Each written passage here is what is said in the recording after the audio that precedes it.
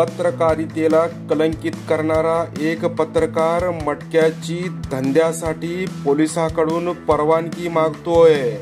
एक पत्रकार मटका बुकीसाठी विजापूर नाका पोलीस स्टेशन आणि पोलीस आयुक्तालयाच्या प्रमुख अधिकाऱ्यावर पत्रकार म्हणून दबाव आणत असल्याची माहिती समोर आली आहे।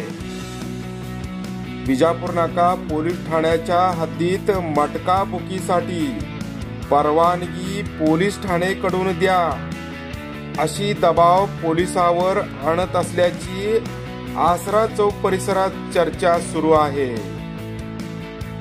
हा पत्रकार कोण?